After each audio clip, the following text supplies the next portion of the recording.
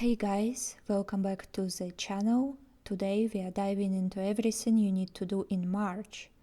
I will share what I did in February, what worked, what didn't, and most importantly, what you can plan this month to get a head start in your garden.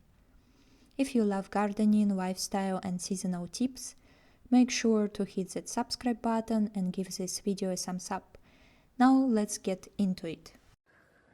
If you watched my previous videos and you saw that I gave an early start to few things, unfortunately because in the beginning I didn't install the light the right way, many things got just laggy and weak, and that's why when, for example, I decided to put outside kale in the middle of February, which was also not really a good idea. It was still cold.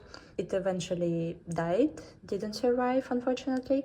But that's actually what I love about gardening, that even you make a mistake, you still have, in most cases, plenty of time to fix it or to do something another way. Also, that's why I think it's better to start early.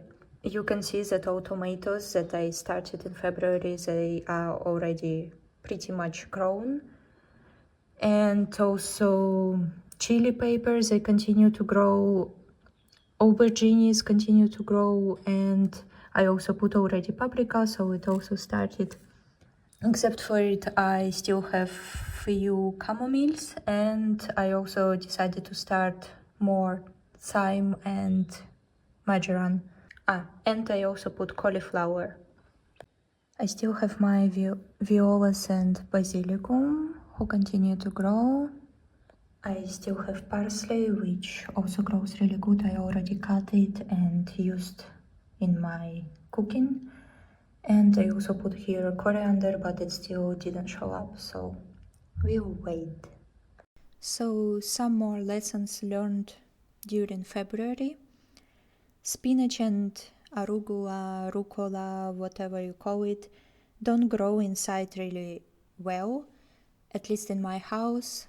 If you watch my previous videos and you saw that I tried to plant it in different places inside my house, but at some point it showed up and then just died. In the middle of February I just decided to plant it outside already, and I did succeed. It started growing and it overcame this phase when it died. So I don't know what, but they don't really like my inside house climate. Some advice on chili peppers. If you have chili peppers on your balcony or in your garden, then before winter you can replant it to a pot. Before that, it's better to wash roots in order to prevent any pests inside your house. And then it's going to spend winter in your home inside, and it's going to overcome winter really well. I saw a video where it was suggested to cut them and put inside some dark and cold place, so I tried to do it with, I had 3 chili peppers and I tried to do it with one and it died. That's what I wouldn't suggest to do, but of course you can try to. A positive thing is that now, for example, in the very beginning of spring they already have flowers, and I'm going to have chili peppers really early. Next thing is leggy plants are going to die.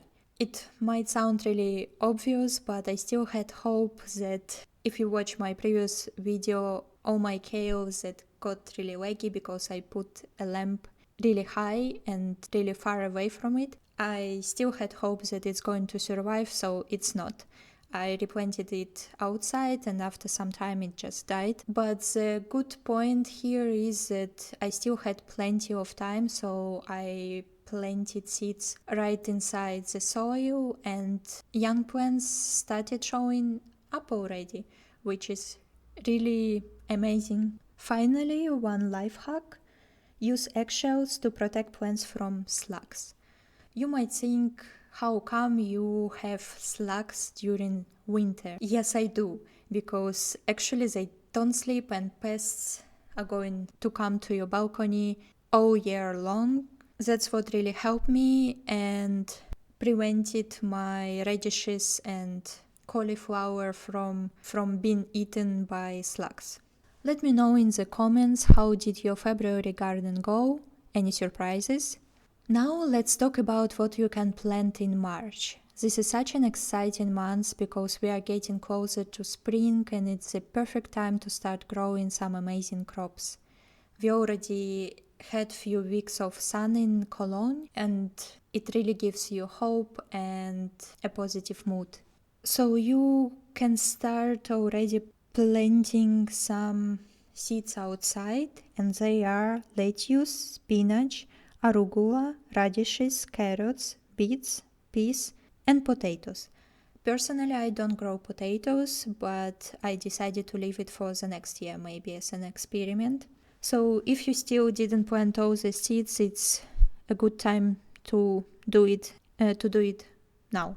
And of course, if your February garden was much more successful than mine, then you should probably already have a harvest of lettuce, spinach, arugula, radishes, carrots, and beets. So before we wrap up, a few quick tips for March gardening. Watch out for unexpected cold snaps. Keep some fleece or cloth handy to protect young plants.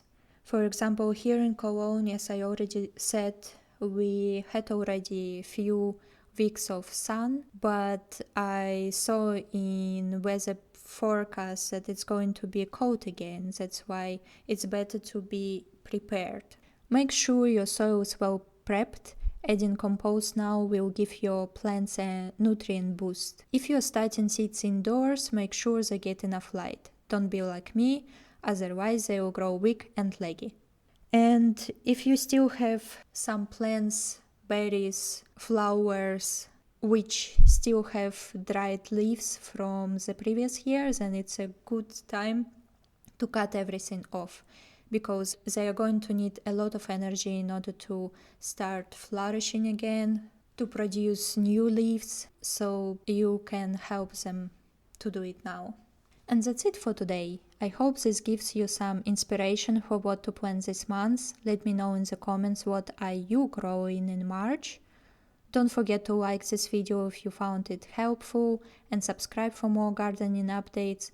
Next month we are going to have a long trip abroad. That's why my video about what to do in April is going to be a little bit different. But I'll still see you in the next one, and happy gardening!